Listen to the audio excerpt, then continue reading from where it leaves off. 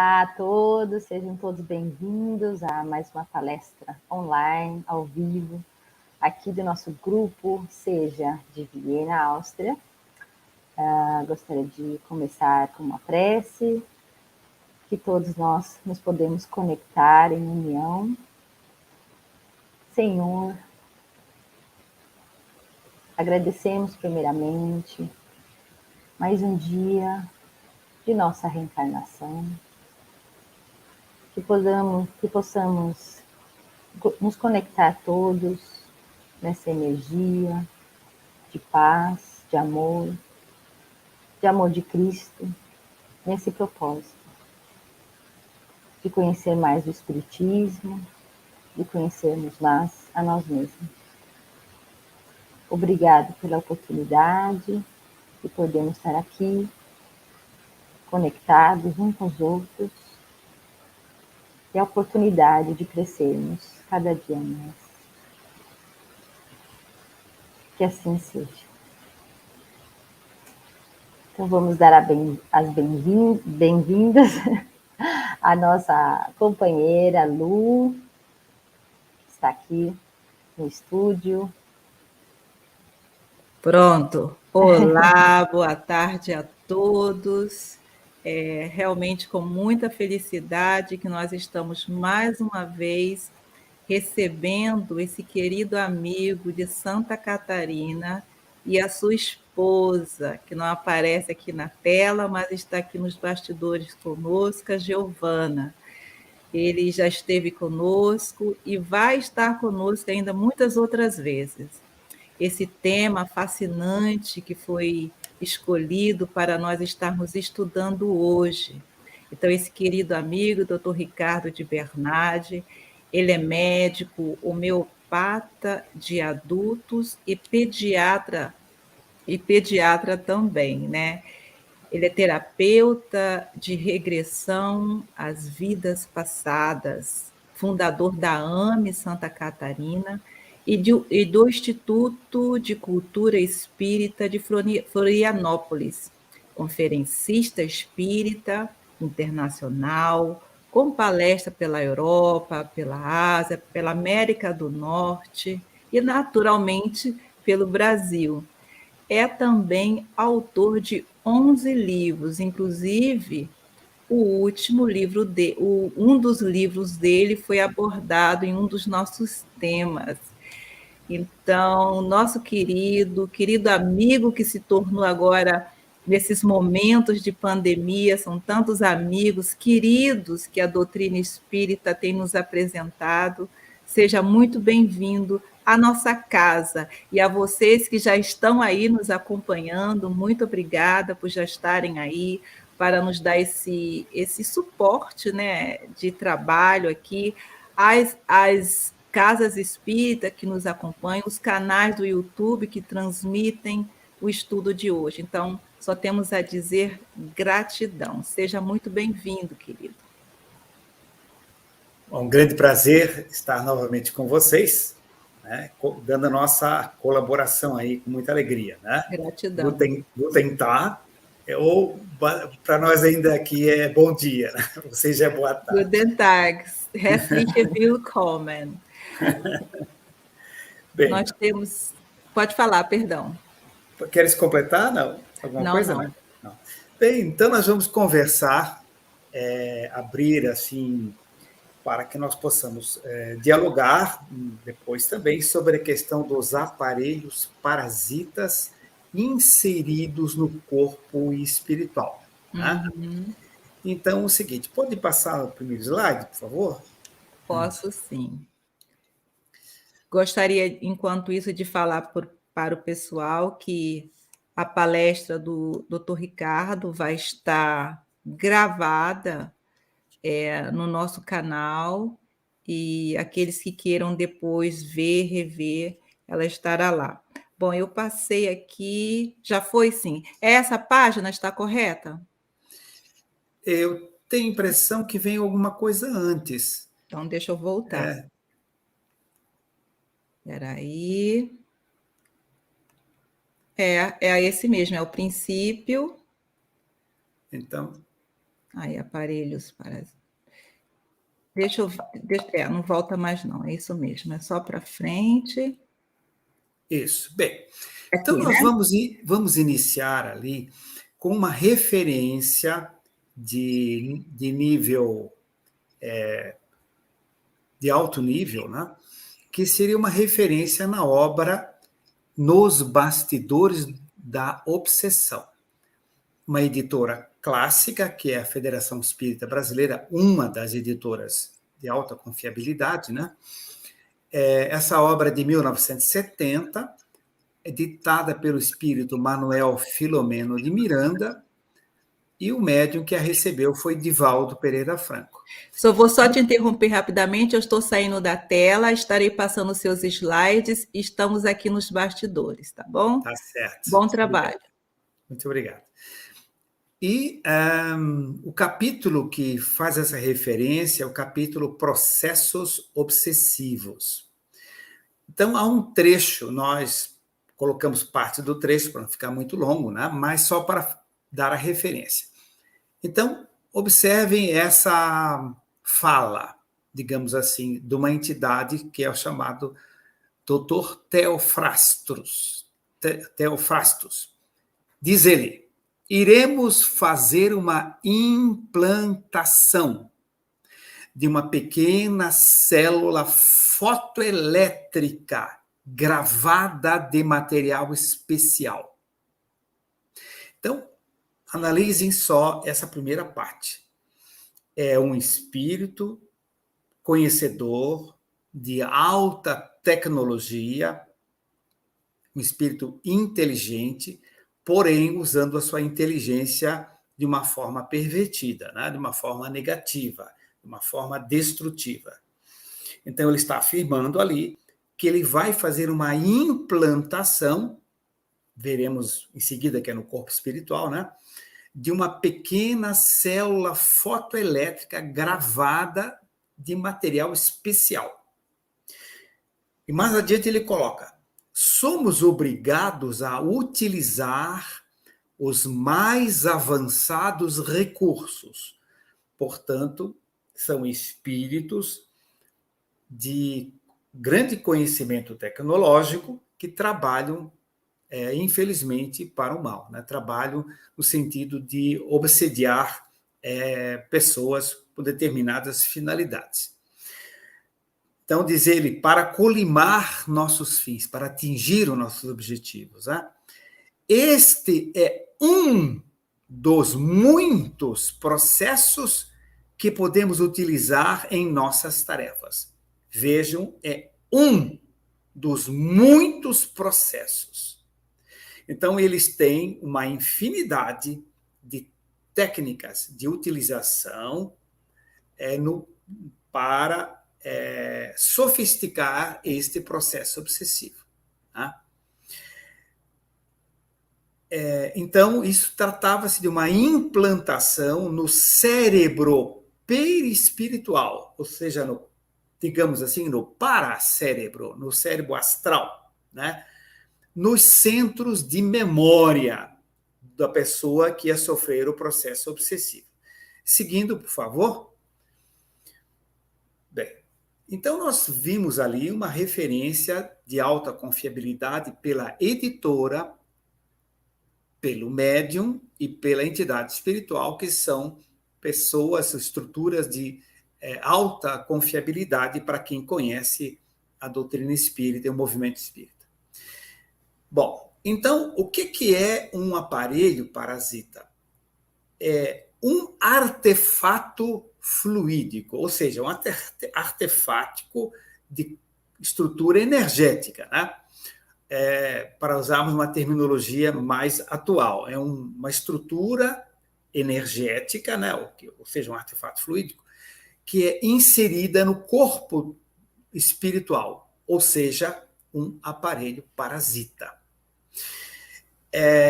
Neste caso, esse aparelho parasita continha uma mensagem repetida: você vai enlouquecer, suicide-se. Então, era um processo atuando nos núcleos de memória a nível do corpo espiritual, com reflexo no cérebro e no corpo biológico, levando essa mensagem, esse processo de condicionamento, utilizando fragilidades desse indivíduo e, através dessas fragilidades, incutindo esta mensagem negativa. Bem, sigamos. Próximo.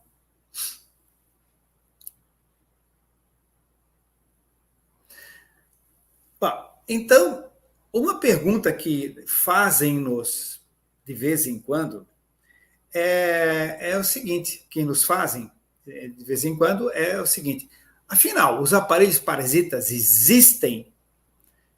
A resposta é simples, sim. E estão fixados na estrutura perispiritual de uma pessoa obsediada, ou seja, de alguém como nós encarnados, tá? Ou seja, vivendo no mundo físico, que temos esse corpo espiritual. Então, ali é que é inserido, é implantado este aparelho parasita, tá? Nós temos, assim, estudado isso há algum tempo e durante muitos anos estamos vivenciando esse processo de tratamento, de remoção dessas estruturas em tratamento feito à distância, não com a pessoa presente, né? Onde os médiums fazem desdobramento consciente, vão até o local, isso a pedido do obsediado ou de um familiar próximo, né? Seguindo. Bem, recordando, porque nós sabemos que quem nos escuta tem diversos níveis de percepção, tá? De conhecimento e de informação. Mas só para recapitular, o que é uma obsessão? Né? Obsessão, resumidamente, claro, dá para escrever dezenas de livros sobre obsessão, mas, resumidamente, obsessão é uma ação persistente. Não é ocasional, é persistente. Isso é importante. É uma ação persistente e nociva de uma mente, que na realidade é de uma alma, de um espírito, né? Sobre outra mente. Né? Existem várias modalidades, vários graus, vários níveis, no mundo espiritual, entre pessoas encarnadas também, obsessões coletivas, enfim. Mas então, resumidamente, é uma ação constante, repetitiva, persistente, prejudicial de uma mente sobre outra mente, resumidamente. Em que consiste ou qual é a estrutura de um aparelho parasita? Bem, de uma forma também resumida e simples, são condensações de energia deletéria, ou seja, condensações de energia negativa. Isto é, são campos energéticos ou fluidos perturbadores implantados nos tecidos perispirituais. Só que não é um processo desorganizado, tá? Não é um monte de energia desorganizada. São estruturas altamente desenvolvidas, como diz ali pelo Divaldo Franco, nos bastidores da obsessão, é de altíssima tecnologia. Digamos assim, como se fossem chips, né? Bem, vamos adiante. Sigamos. Como essas condensações de energia, ou seja, esses aparelhos parasitas, se mantêm fixos ao corpo espiritual do obsidiado? Bom, como é que elas se mantêm fixas? Pela emissão constante do pensamento do espírito obsessor. Lembra que o processo obsessivo sempre é um processo persistente, repetitivo, né? Então, pela emissão constante do pensamento do espírito obsessor, ou de seus asseclas, ou de outros grupos de espíritos negativos das trevas que trabalham subordinados a essa hierarquia desse espírito que comanda o processo obsessivo no caso, né? Porque aí não é uma obsessão simples, é um processo altamente sofisticado, né? Além dessa emissão constante, mais uma postura receptiva do obsidiado que mantém uma frequência vibratória compatível. Não adianta, se você está querendo entrar para falar com o Tóquio e você bota no teu computador www.viena.com.br, coisa parecida, não vai entrar Tóquio, não tem como, ou vice-versa. Né? Então, é necessário haver a sintonia, ou seja, a frequência de onda que o indivíduo emite, o seu pensamento, o seu sentimento, é necessário que ele gere um campo eletromagnético que faculte, que possibilite essa interação, essa ligação negativa através desse aparelho parasita. Então, não é assim, dei azar e colocaram o aparelho parasita em mim. Não, isso não acontece, né? Então, o indivíduo que, digamos, está sempre reclamando da vida, está sempre falando mal de outros, então, constantemente, né, ele está numa frequência vibratória que vai repetindo. Cada dia ele faz um comentário. Tá? Então, ele vai criando uma estrutura que favorece a essa implantação. Tá? Então, 2 fatores fundamentais: essa emissão constante e essa postura receptiva inconsciente, porque ninguém quer um aparelho parasita em si, né? Mas inconscientemente ele vai como que pedindo isso. Tá? Seguindo.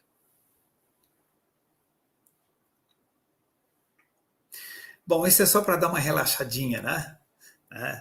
É um ambiente agradável, muito bonito, mar azul, tá? Aliás, azul é a primeira cor que o bebezinho, eu sou pediatra também, né? A primeira cor que o bebezinho enxerga na vida é o azul, tá? O nosso chakra coronário, ele vibra numa cor azul, tá? Quando a gente olha para o céu, acima a gente vê tudo azul, mas não é azul, é uma ilusão, né?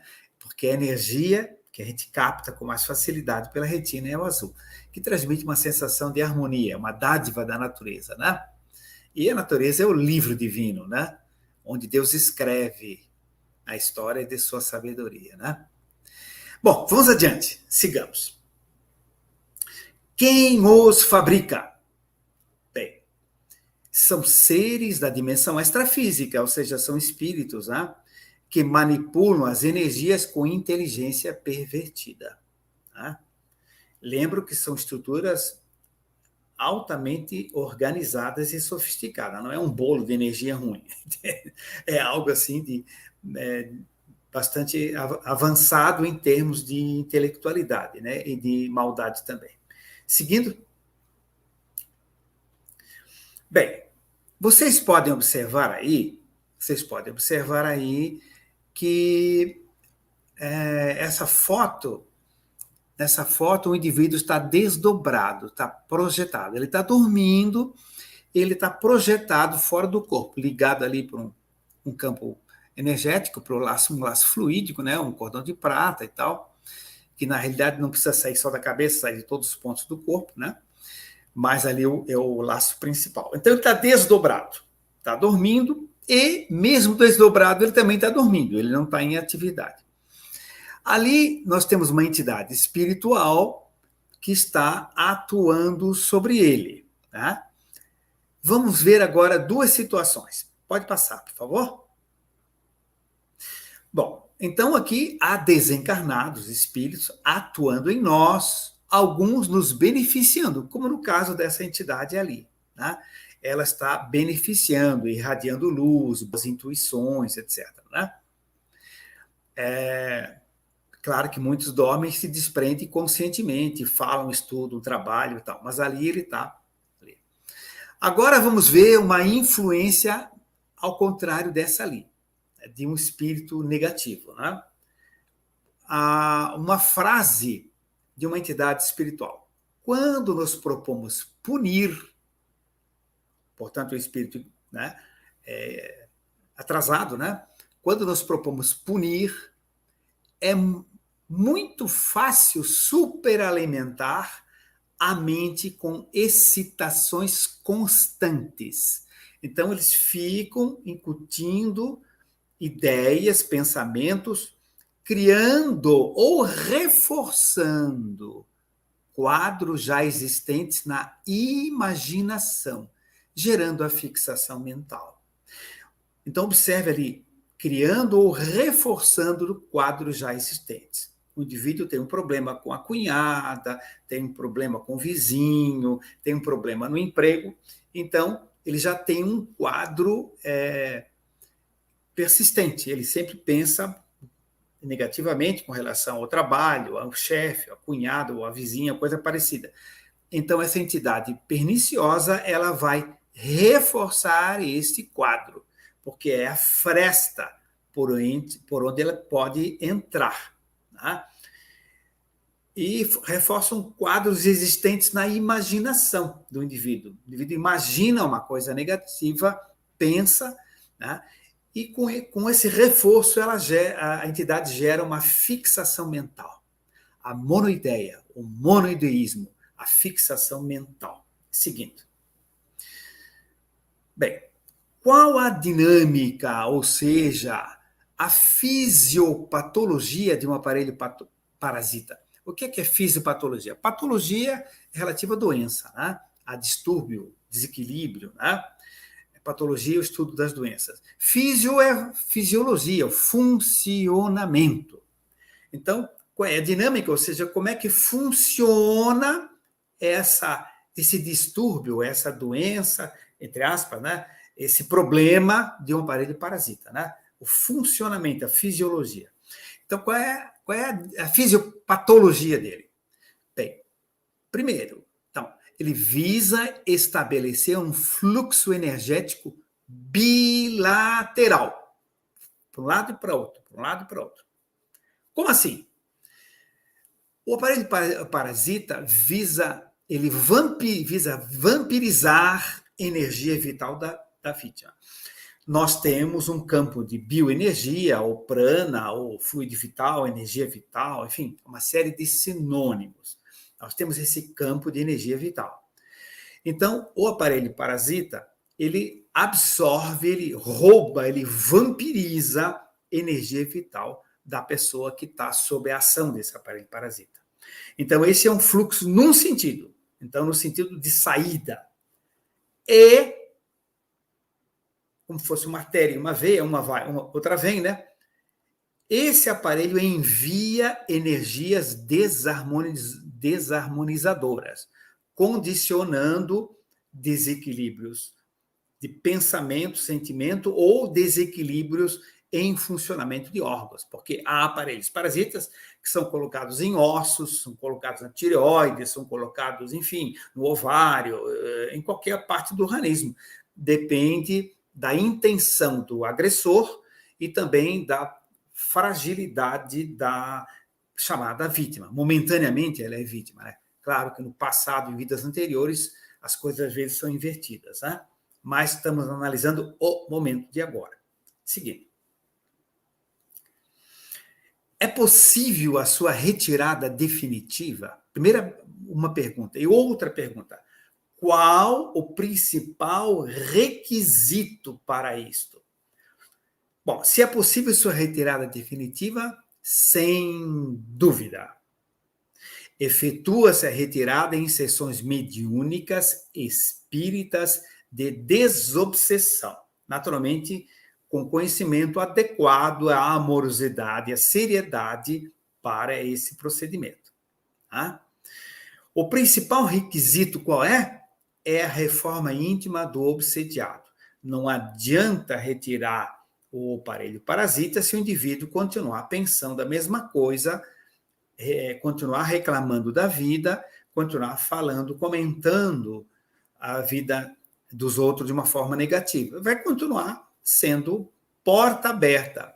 Tira-se um hóspede, tira-se um inquilino, mas a casa está com as janelas e portas abertas, vazia, e alguém pode novamente ocupar, pode outro inquilino, né, ocupar esse espaço.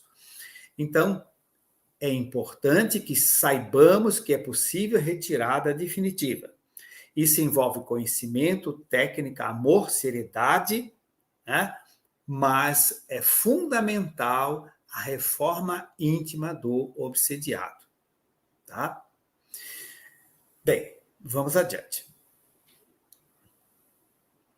Como se efetua a remoção de um aparelho parasita? Então, vimos que é possível, como é que é feita? Primeiro, é necessário uma equipe bem treinada. Coordenador da sessão mediúnica, o dialogador, quando é possível dialogar, porque há casos que não é possível dialogar. Tá? Então, o médium tem que ter conhecimento desse processo. Tá? Então, tem que haver uma equipe bem treinada neste sentido. Né? Então, 2, envio de amor, ou seja, ondas de alta frequência. Então, vamos trabalhar com ondas de alta frequência, que são ondas de amor, tá?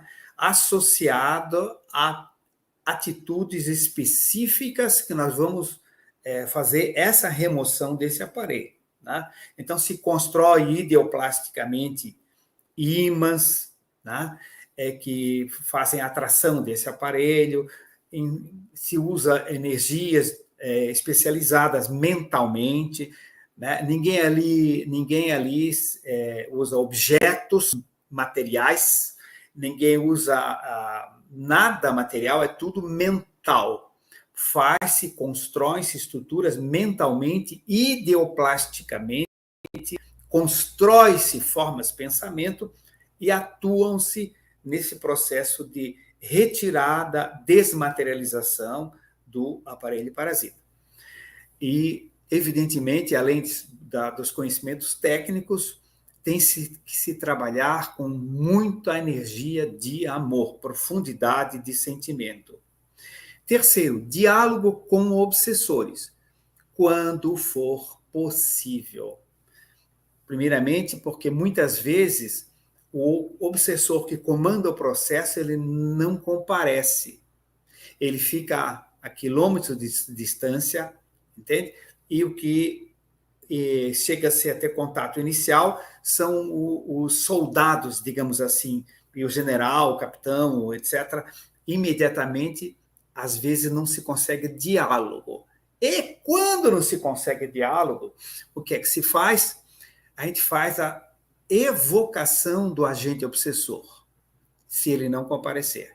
Então, com todo respeito, com toda a educação, a gente cria um campo mental, né, e o chama. Né, Então, neste caso, a gente utiliza uma série de técnicas. Então, tem ali no diálogo com as sombras do Hermínio de Miranda algumas informações que pode dar algumas formas de diálogo. Em alguns casos, se utiliza chamar ex-professores do obsessor, que ele tinha um respeito muito grande, onde aprendeu muita coisa, e porque chamar o pai, a mãe, etc., geralmente é mais para os obsessores mais simples, que se encantam, se emocionam com a vida do pai, da mãe, de uma avó, né? E às vezes são levados por eles, chamando esses parentes próximos. Mas os grandes coordenadores, geralmente, eles são gélidos, né? Eles não se tocam com essas emoções, muito menos falar em Jesus, etc. Não há receptividade alguma com relação a essa questão.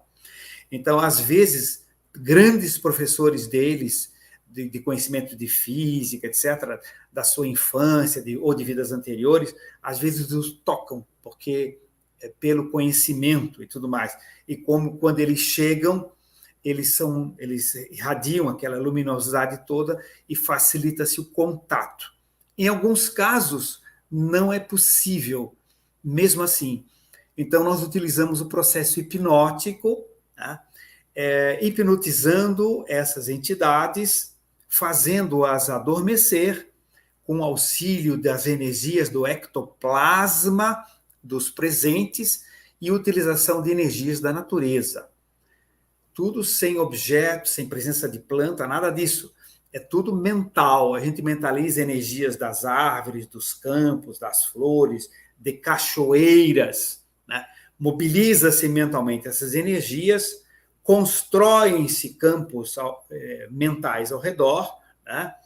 Plasma-se esses campos, e ali, então, é feita a hipnose desse comandante obsessor, e ele é levado com todo respeito, com todo carinho, entregue para os superiores, para pessoas que o estimam, que o amam, às vezes sim, as suas mães, pais, avós, que ele não tinha contato, não podia ver por diferença de vibração, né? Mas como ele vai dormindo, encapsulado numa estrutura apropriada, então ele é conduzido, né? Então, resumidamente, como se efetua esse processo. É claro que isso está bem resumido, né? Seguindo, por favor. O que ocorre depois da retirada do aparelho parasita? Bem, havendo a retirada, existe uma neutralização do fluxo bilateral de energia. Se lembra? Um fluxo para sugar energia vital, um fluxo, no outro sentido, né, para incutir ideias negativas. Então, neutraliza-se esse fluxo bilateral. Em seguida, rompe-se a ligação. Esse rompimento da ligação, após o processo de anestesia dos tecidos perispirituais, que se faz mentalmente também, né, tudo mentalmente, só conversando. Então, na sessão mediúnica, ninguém se levanta, ninguém faz gesticulação, nada disso. Se faz uma verbalização bem conduzida e tudo mais, sem aquela movimentação exagerada, típica de alguns grupos não espíritas, né, que utilizam esses processos, né? Então, acrescentando-se, então rompe-se a ligação, né, e acrescentando-se o encaminhamento dos espíritos obsessores, entende? Então, é importante que haja o encaminhamento desse grupo de espíritos obsessores. Geralmente são algumas dezenas, né? Alguns são encaminhados, inclusive, em grupos, outros individualmente, né? Seguindo.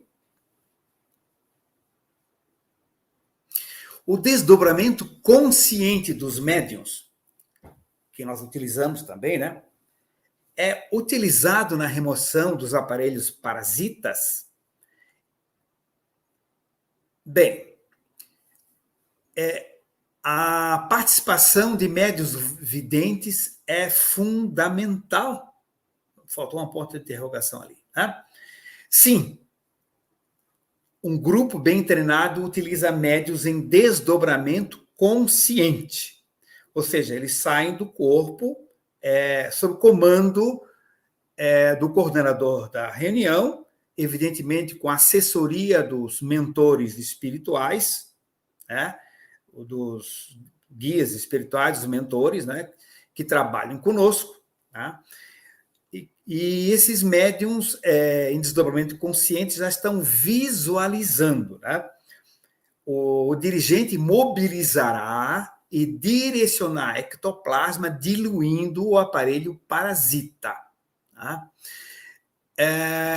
O seguinte, sempre a gente faz com o paciente ausente, vou repetir isso várias vezes, não se deve fazer com o paciente presente, depois explicamos por quê, tá?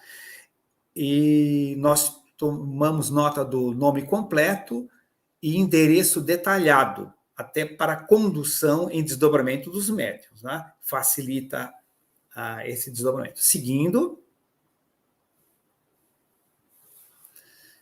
Next, please. Não sei como é que se diz em alemão, hein? Próximo, por favor. Bem, esse aqui é novamente um relax, né? Isso aí, acho que é uma foto da colônia espiritual que todo mundo que está assistindo vai depois, né? Bem bonito, florido, com água, né? Plantações, né? Bom, como os bons espíritos encaram esta técnica de remoção dos aparelhos parasitas? E por que os espíritos superiores não agem diretamente sobre esses espíritos atrasados? Por que tem que ter um grupo mediúnico que faz isso, né? É uma pergunta que nos fazem também bastante. Bom, como é que os bons espíritos encaram essa técnica de remoção dos aparelhos parasitas? Veem e apoiam da mesma forma que veem todo o trabalho de desobsessão calcado no amor. Ou seja, auxiliar ao próximo, beneficiar espíritos encarnados e desencarnados, esclarecê-los, abrir horizontes no processo evolutivo de todos. E por que eles não atuam diretamente? Bem, e não atuam diretamente porque não costumam ser vistos, enxergados pelos espíritos atrasados, pois se situam em frequências vibratórias muito diferentes. Da mesma forma, quando alguém pergunta, né? Por que tem que ter médium? Se os espíritos superiores não resolvem o problema, não nos ajudam, para que tem que ter médium? Para que tem sessão mediúnica? É justamente pela diferença de vibração. O médium intermedia, faz mediunidade, né? Então, é importante que hajam grupos especializados que atuem desta forma, né? Então, é um direcionamento específico do trabalho, né? Seguindo, por favor. Por quê? As implantações de aparelhos parasitas só aparecem em alguns centros espíritas. Porque na nossa casa espírita não se viu isso, alguém coloca, né? Bom, não se encontra o que não se procura, né? Quando eu não conhecia, há muito tempo atrás, o processo de ovoidização, e quando o nosso grupo, eu trabalho em grupo mediúnico desde 14 anos de idade, eu tenho 74, embora pareça ter só 73. Muito bem. Então, é o seguinte, eu trabalho em grupo mediúnico há 60 anos, de 14 anos, meu pai começou a trabalhar com meu pai, naturalmente, meu pai era espírita, palestrante espírita, e tudo mais, né? Tinha uma biblioteca com 600 livros espíritas, né? Eu tive uma infância privilegiada nesse sentido, de conhecimento espírita. Então, aos 14 anos, eu pedi para participar. Ele disse, não, você é muito novo, não pode. Eu disse, pai, que idade tinham as médiums que trabalhavam com Kardec, que receberam o livro dos espíritos? Ele, verdade, verdade. Então, aí depois de mais algumas aulinhas e mais alguns estudos, ele me convidou com 14 anos a participar. Então, é o seguinte, gente, no começo, quando a gente não sabia o que era ovoidização, ninguém via espírito em processo de ovoidização, porque nossa mente não tinha o registro, não tinha informação, não tinha conhecimento, não tinha sintonia. E se via, passava batido. Né? Então, não se encontra o que não se procura. Faz-se necessário treinamento do grupo, faz-se necessário conhecimento da fenomenologia espírita, mediúnica, etc., né? E faz-se necessário conhecimento da fisiopatologia obsessiva, ou seja, do funcionamento do problema, né? Patologia, doença, problema, alteração, fisiofuncionamento obsessivo. Então é preciso a gente conhecer para que haja essa percepção. Seguindo.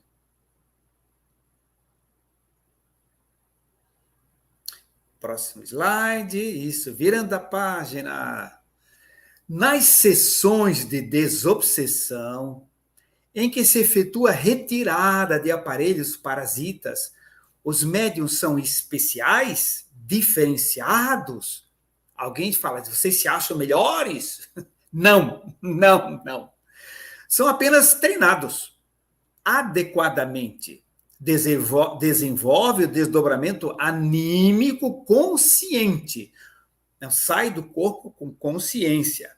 E descreve em detalhes o corpo espiritual do obsediado. Descrevem detalhadamente o corpo, o perispírito daquele que está lá na casa pedindo auxílio, né? Que está deitado, a família em prece, quando possível, né? Criando-se um ambiente. Então, é uma questão simplesmente de treinamento. Ninguém é melhor do que ninguém, certo? Todos estamos na infância do desenvolvimento espiritual. Apenas É da mesma forma o seguinte, alguém que fala muito bem inglês não quer dizer que seja um espírito mais superior do que quem fala menos inglês. Alguém que conhece muito matemática também não quer dizer que seja um espírito superior a quem não conhece matemática. E alguém que conhece esse processo e trabalha e estuda não quer dizer que seja melhor do que os outros. Pode ser muito, muito abaixo do desenvolvimento espiritual. Né? Então, ninguém é especial coisíssima nenhuma. É bom deixar bem claro isso aí. Seguindo. Como comprovar a existência de um aparelho parasita observado por um médium? Não, um médium viu um aparelho parasita. Né? Como é que você tem certeza disso? Eu não tenho evidência. Eu nunca vi um espírito na minha vida. Eu, Dr. Ricardo de Bernardo, nunca vi um espírito. Não tem evidência. Mas, pelo conhecimento, a gente sabe quando alguém descreve a visão, a gente, pelo conhecimento, sabe uma série de coisas, né? O corpo espiritual tem 176 sinônimos, é uma curiosidade, né? Na literatura, né? Psicossoma, perispírito, corpo astral, etc. Como comprovar a existência do aparelho parasita? Critério do Kardec. Universalidade. Então, mais de um médium observar. E mais de um médium observar com a mesma característica, o mesmo tipo de informação. Né? Não é só que são muitos observar. Tá? Isso tem que ser trazendo as informações que fechem e que se completem, né, no caso. Por isso, nós trabalhamos com diversos médiums ali também. Tá? Então, na sessão mediúnica, vários médiums precisam ver o aparelho parasita. Segundo, racionalidade. Há uma conexão racional com o histórico do paciente? Por exemplo, eu trago um caso, ou alguém do atendimento fraterno da Casa Espírita traz um caso de alguém que tem, por exemplo, um problema de convulsões frequentes, por exemplo. Então, é lógico que se houver um aparelho parasita, deve estar no cérebro, no cerebelo, na medula, ou numa terminação nervosa, num gânglio nervoso, etc. Agora, se esse aparelho parasita ele é visto, sei lá, no intestino grosso, é meio estranho, né? Então, parece não haver, em princípio, uma ligação racional. Né? Então, a não ser que hajam outros problemas paralelos. Então, precisa haver na evidência algo compatível com a racionalidade. Né? E terceiro, a utilidade. Né?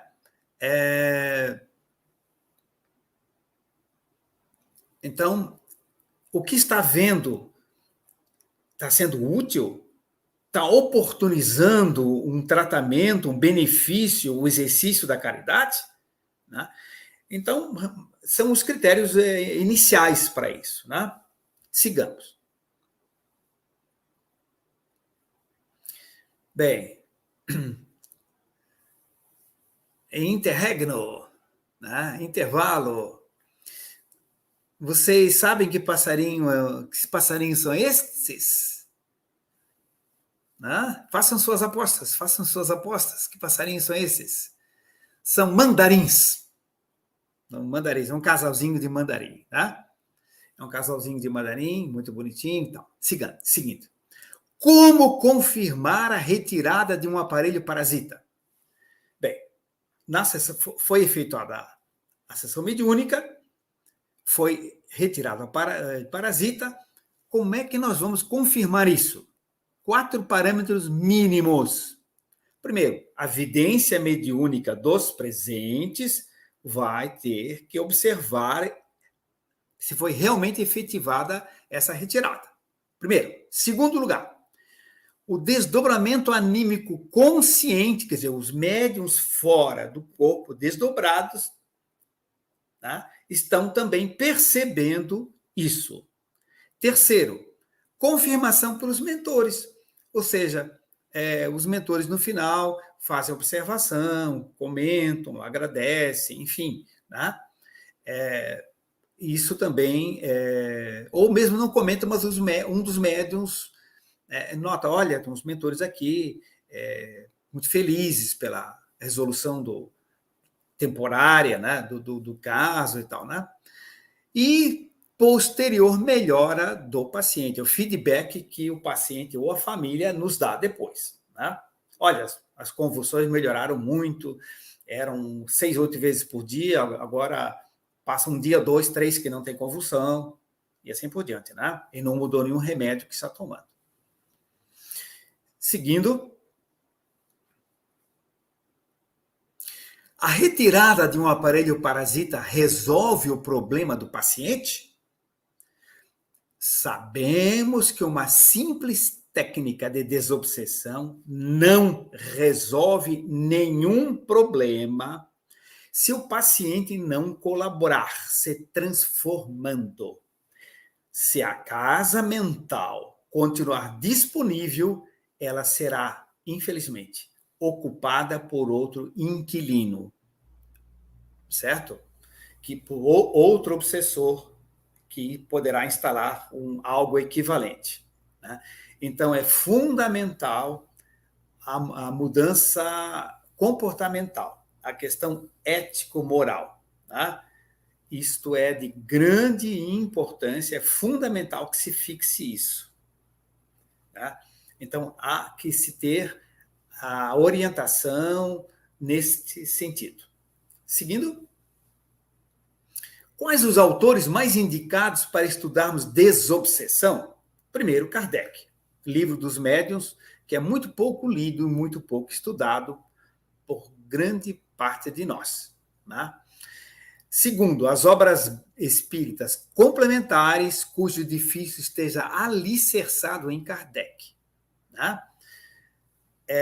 Então, todas as obras psicografadas pelo Divaldo Pereira Franco, pelo Chico Xavier, etc., né, trazem informações importantes.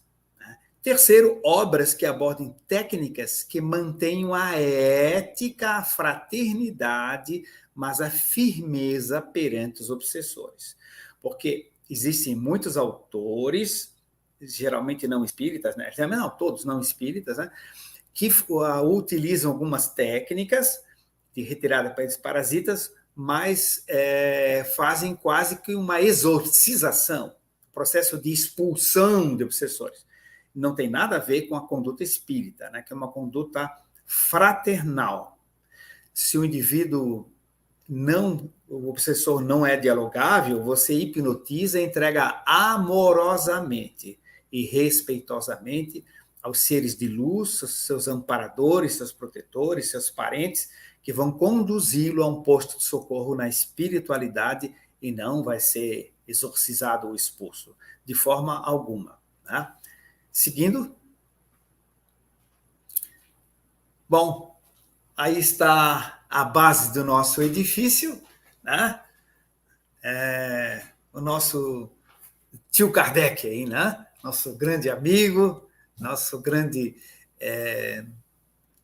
irmão que a gente tem uma profunda admiração, né? É só para dar uma lembradinha aí nele, né?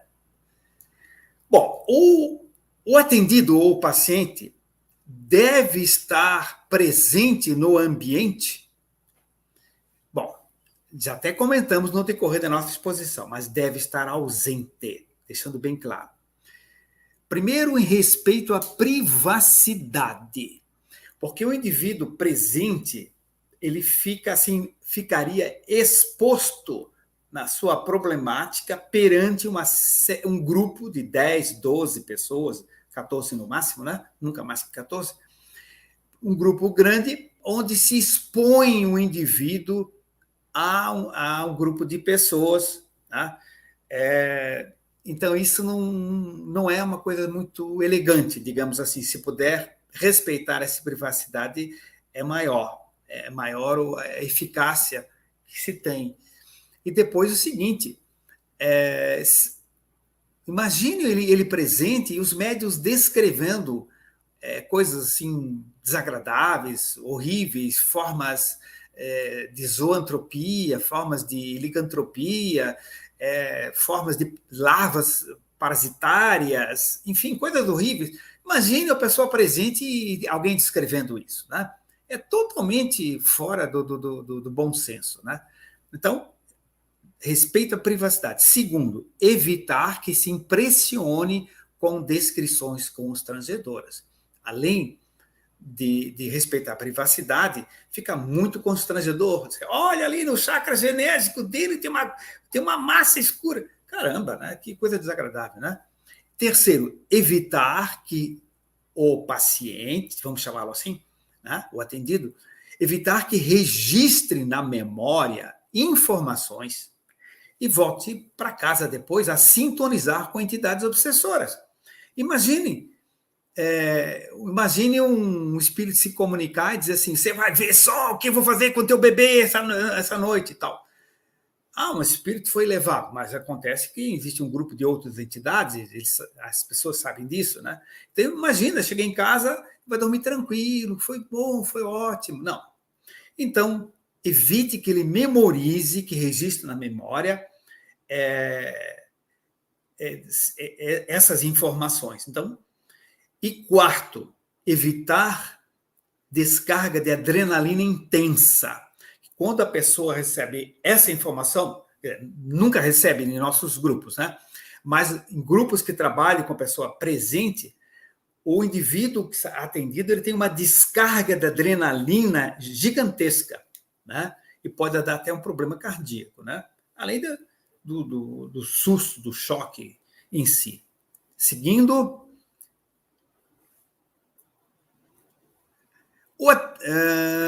o atendido ou paciente, onde deveria estar então durante o atendimento? Em sua residência, em prece, sob amparo de familiares, ou no máximo na casa espírita em outro ambiente, onde não se escuta nada, certo? Bem longe da sala de tratamento. Na casa espírita em outro ambiente, recebendo passes ou orientação geral, um atendimento fraterno, etc. Entende? Isso pode, tá? Mas jamais dentro do ambiente de desobsessão. Seguindo. Bom, umas flores para vocês, né? Novamente, umas tulipas. Essa foto é do Canadá. Seguindo. Pode-se prometer cura? Não. Não é adequado se prometer cura. Ninguém cura outra pessoa. É ilusão transferir-se para outrem a resolução de um problema. Sim, nós podemos auxiliar e auxiliamos. Né? Mas aí ele faz-me lembrar Jesus que disse, né, vai porque a tua fé te curou.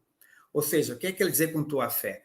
O movimento, a mobilização energética do indivíduo que passou a mudar a sua vibração, a sua postura psíquica, que favoreceu realmente a cura. Né? Então, prometer cura é algo que a gente não deve fazer. Prometer auxílio, melhora, mas lembrar sempre que a reforma íntima é fundamental. Seguindo. Estamos quase terminando. Bem, aí tem um trabalho de passe, né? A direita embaixo, o dedo do passista. Na pontinha ali do dedo tem bolinhas de energia, são fluxo de energia saindo. Do outro lado, o dedo do paciente antes de receber o passe. Né? Aí é uma foto Kirlian, né? E veja que é uma massa de energia escura, marrom aqui, né? E o campo a eletrobiografia, chama-se tecnicamente eletrobiografia, popularmente chamado foto da aura, né? Que está muito fraquinha. E veja depois do passe o que aconteceu com a pessoa. Olha só, pode passar. Está vendo? Olha que coisa fantástica. Veja a massa marrom escura, só tem um restinho. E a eletrobiografia mostrou totalmente iluminado. A transfusão energética, o passe, que é um trabalho complementar. O passe não vai curar a obsessão nem aparelho parasita, mas com um trabalho preliminar, prévio e complementar, é fantástico. Né? E está a documentação de que se passa energia e o indivíduo recebeu energia. Seguindo. Passes seriam suficientes para se removerem aparelhos parasitas? Não. O passe é importante terapia preparatória. É complementar. Não dispensa desobsessão. Seguindo. Deve-se informar ou descrever o aparelho parasita à pessoa que estava sob esse tipo de acometimento? Ou seja, puxa, o trabalho é tão fantástico, vou contar, né? Dá uma coceirinha de vontade de contar tudo, né? Qual a recomendação que devemos dar a ela? Não descrever. Por quê? Evita a incredulidade. Né? Isso é tão impressionante que até nós mesmos, que há muitos anos lidamos com isso, né? Às vezes nós ficamos até impressionados com detalhes que existem. Né? Isso leva à incredulidade, né?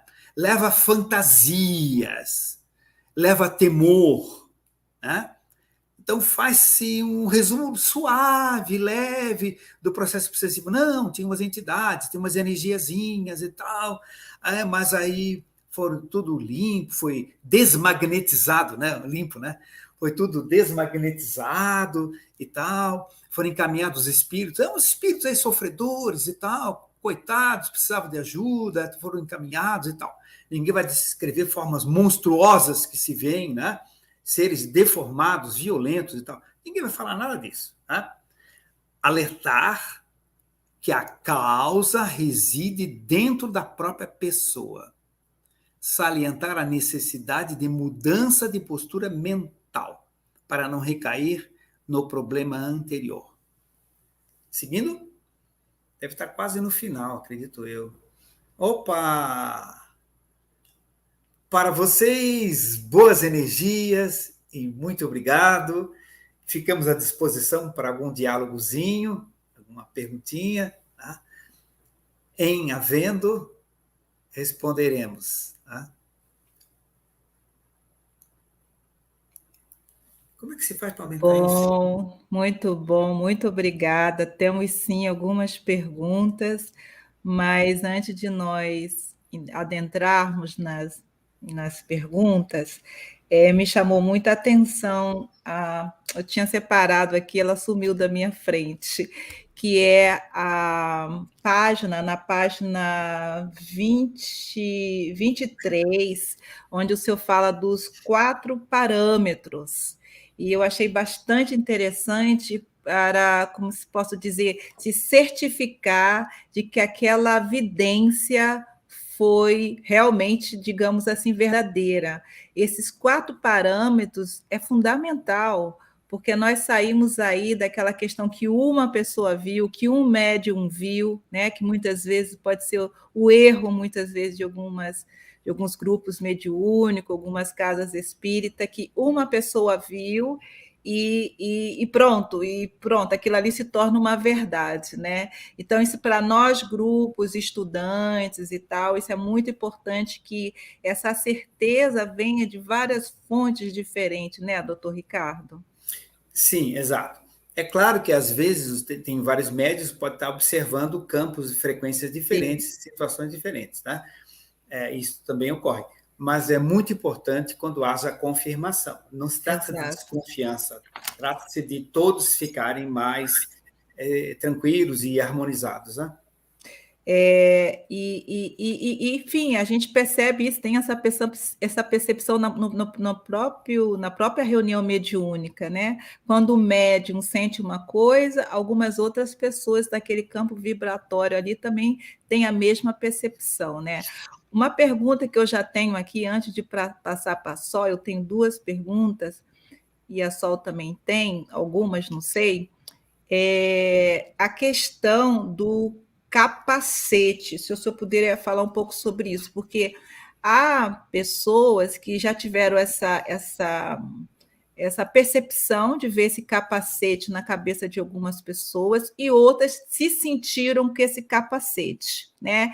Então, muitas vezes, um capacete muito esquisito, cheio de buraco, outras viram capacete de luz. O que é isso? Como é isso? Que se o senhor poderia falar um pouco sobre... Porque no passado eu particularmente pensava que esse capacete era só para obsessão, né? Mas não sei, eu creio que não é só isso. Olha, primeiramente existem, né? Deixar bem claro que isso acontece, que existe.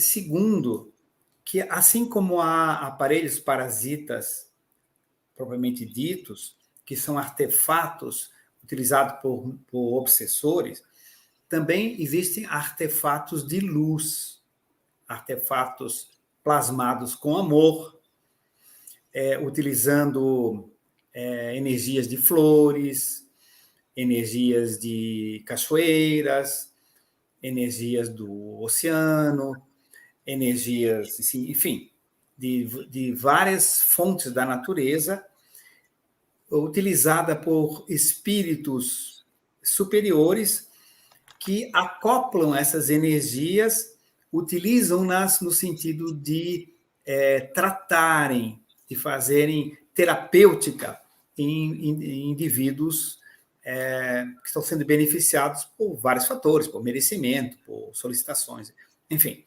Então, existem sim. Existem essa estrutura, não só capacetes, como várias outras estruturas em várias partes do organismo. Pode ocorrer perfeitamente. Deixa eu ver o seguinte, você gostaria de... Não. Então eles são vistos muitas vezes assim nas sessões mediúnicas, né? Eles são vistos. Inclusive, quando os médiuns se desdobram conscientemente e são levados para zonas de umbral, zonas trevosas, no trabalho da sessão de desobsessão, nós construímos mentalmente capas prateadas, etc., ou estruturas, ou capacetes e tudo mais, que impermeabilizando a serem mais suscetíveis às energias daquele ambiente negativo, tá? Porque o médium vai com amor, vai com a melhor das intenções, mas às vezes pode levar um susto, pode levar um impacto por uma forma terrível que ele verifica à frente, né?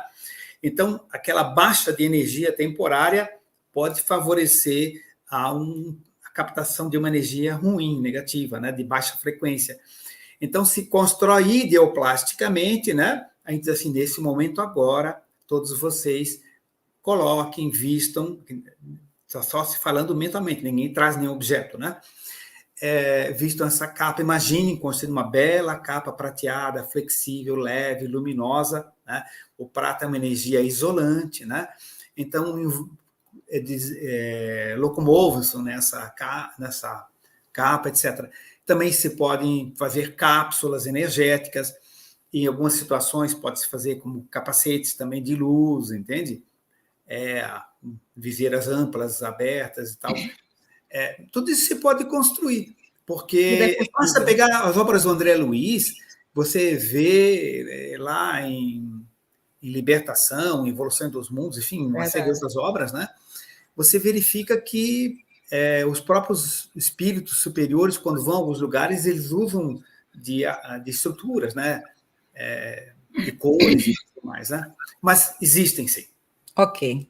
Nós temos uma pergunta do público, eu vou postar aqui na tela. Bom dia, obrigado pela palestra. A depressão é causada por obsessão? Quando medicações não resolvem e só deprime, podemos pensar que possa ser obsessão? Como curar a obsessão? O senhor já respondeu bastante, né? Mas podemos fazer uma pequena... Certo. Depressão tem muitas causas.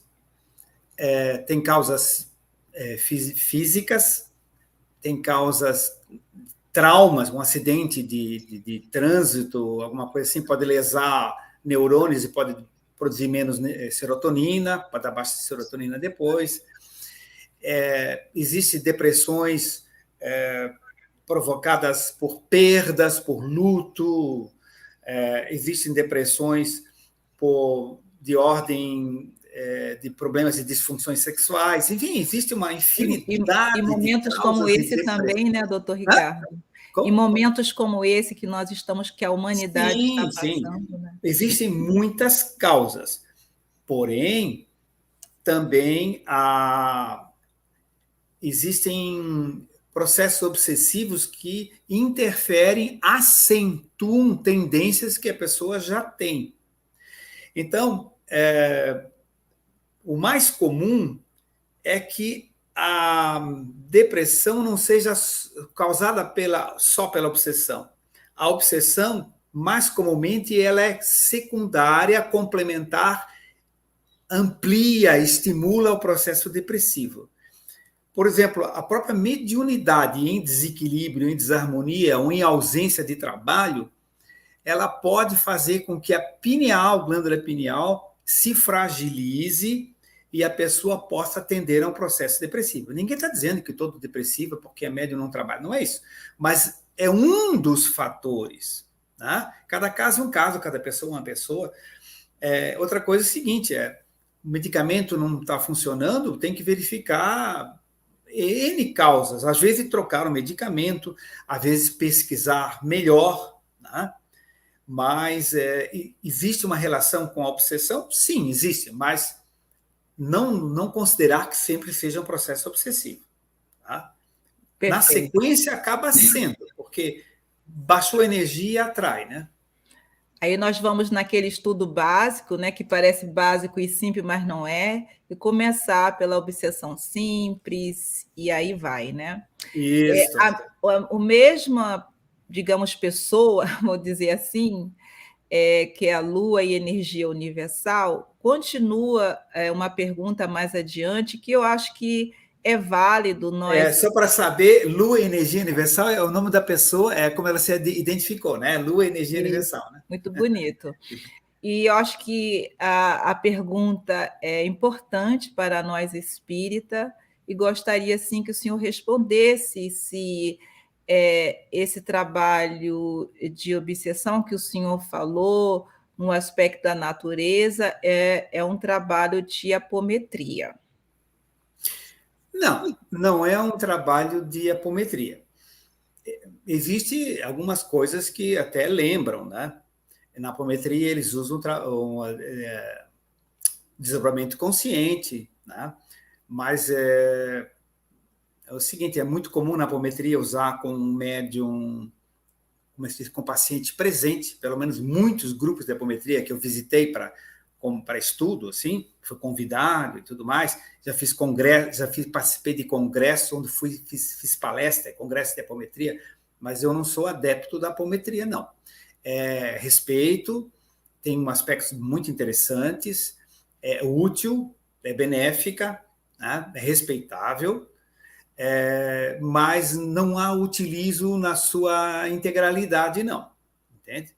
Então, alguém pode também perguntar o seguinte, então o senhor faz um trabalho de projeciologia ou conscienciologia? Por quê? Não, porque os médios trabalham em desdobramento consciente. Não.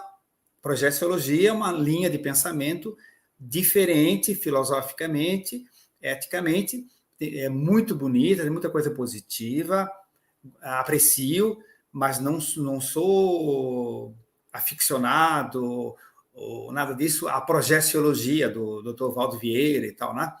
Não, também, mesma forma da apometria, né?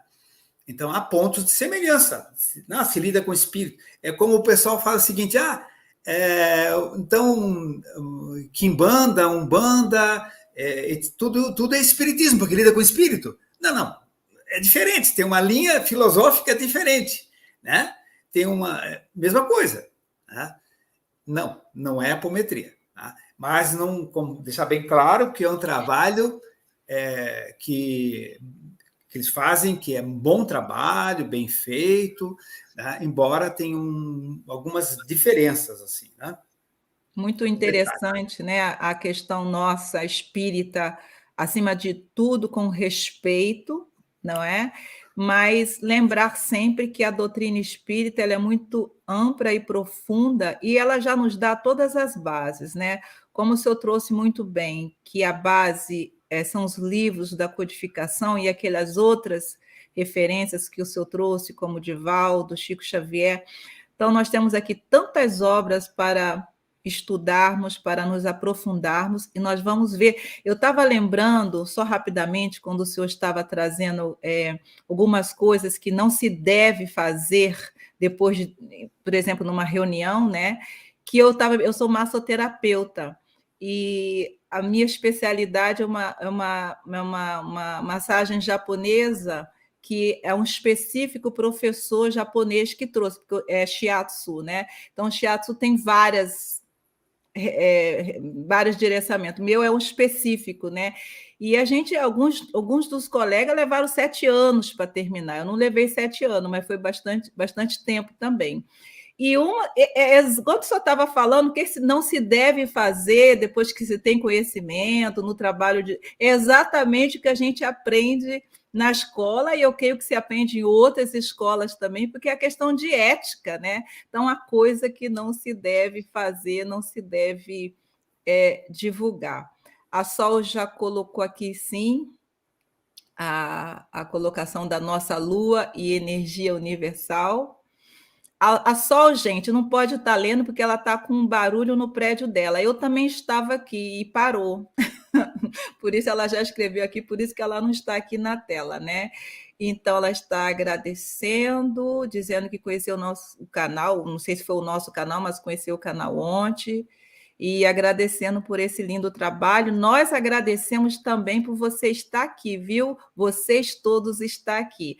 Nós temos uma última pergunta, nosso tempo já urge, mas antes eu gostaria também de fazer uma colocação relacionada ao senhor, quando o senhor disse que já adentrou nos trabalhos da Casa Espírita com 14 anos, né? Isso me deixou muito a pensar o quanto que é importante as casas espíritas estar fazendo aí, olhando esse campo do jovem, da criança. Eu sei que é difícil, vocês imaginam vocês aí do Brasil, nós aqui na Europa, para desenvolver trabalho com jovens e crianças. Inclusive, a Sol está aqui, a Sol faz parte da nossa equipe de evangelização de bebê e crianças.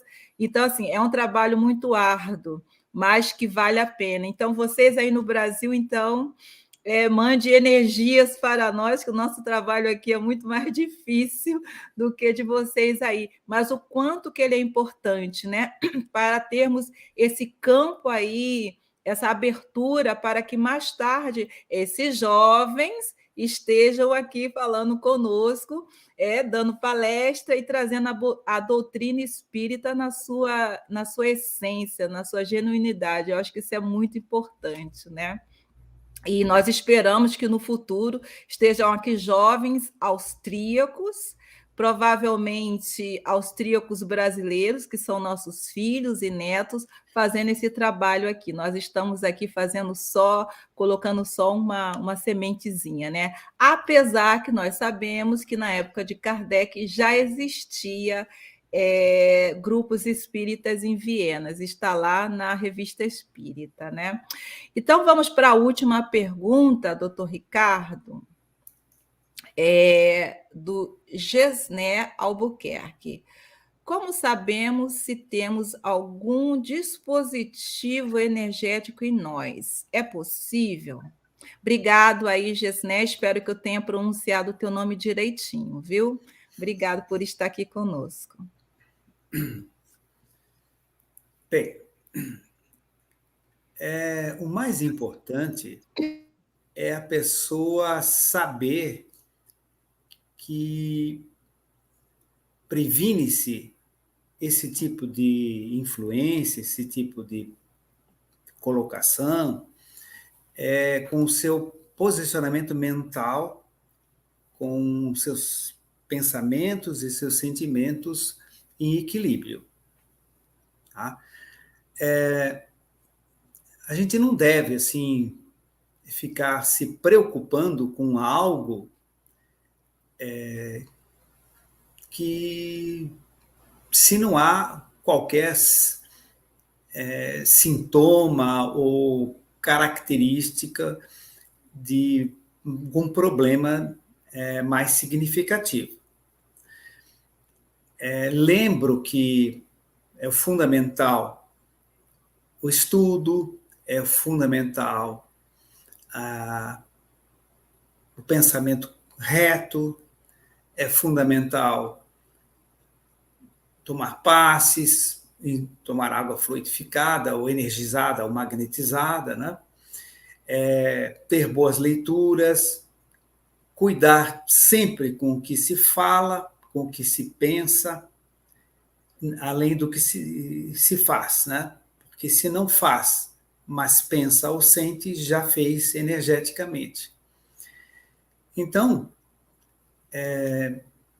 não há motivo assim dessa preocupação.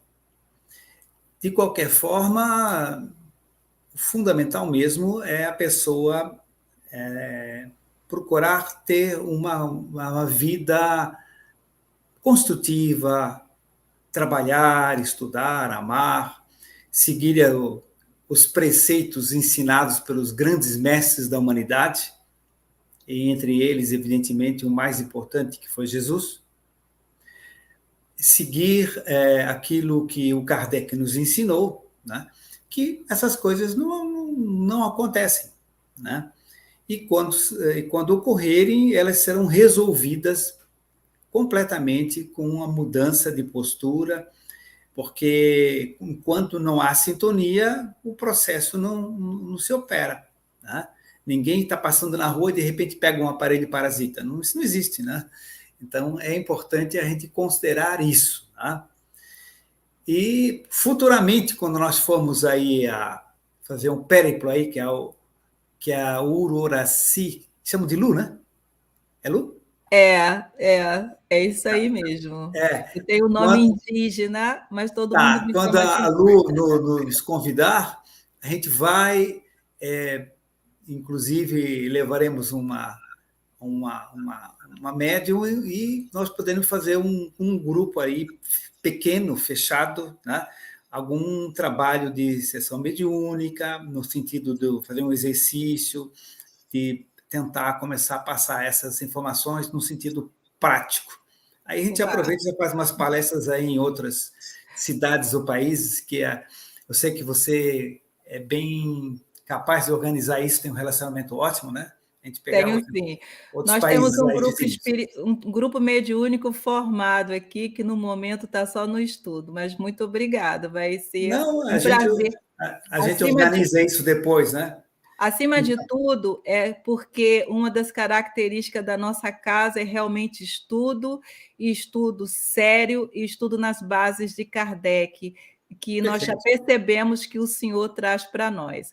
Mas, como tudo que é bom dura pouco, nós estamos chegando ao final do nosso estudo. Hoje nós temos uma convidada muito especial, que vai fazer a nossa prece final, que é a dona Giovana, a esposa do doutor Ricardo, que é um amor de pessoa, que a gente está encantado por ela. Só a energia dela assim já chega assim nos nossos corações. Muito feliz de você estar aqui conosco, tá? E é isso. A Sol não pode dar as despedidas dela, que ela está com medo de entrar barulho aqui. Eu, da minha parte, vou me despedindo, agradecendo à Rede Amigo Espírita, ao GRAC da Itália, à TV 7, nossa parceira, a vocês que estão nos acompanhando pelo nosso pequeno canal no YouTube do Seja Viena, a TV Secal, nossa nova parceira, companheira, junto conosco em outros trabalhos também que nós nos envolvemos aqui. E só dizemos a felicidade e a gratidão. Então, me despedindo em nome da nossa casa, em nome da Sol, em nome da nossa equipe, dando a palavra para a Giovana agora fazer a nossa prece. Muito obrigada. Obrigada. Neste momento, continuando com essa energia de amor e de propósito em busca do conhecimento, esse conhecimento que nos banha para que possamos alcançar a transformação. Essa transformação tão necessária, já trazida pelo Divino Mestre, que faz com que consigamos caminhar todos os dias nessas bases, nessa ideia tão importante que é o amor. Deixar o amor penetrar em nossas vidas, transformar as nossas vidas, pois através do amor é que transformaremos tudo em nós e o nosso planeta. Neste momento em que somos convocados a essa mudança tão importante, que essa mudança possa nascer dentro de nós, para que possamos, através do trabalho junto com o Cristo, levar a mensagem de paz, de conhecimento, que todos nós almejamos, precisamos. E assim, meus irmãos e amigos, que possamos ter um dia voltados para essa lucidez do amor ao próximo, começando por nós mesmos.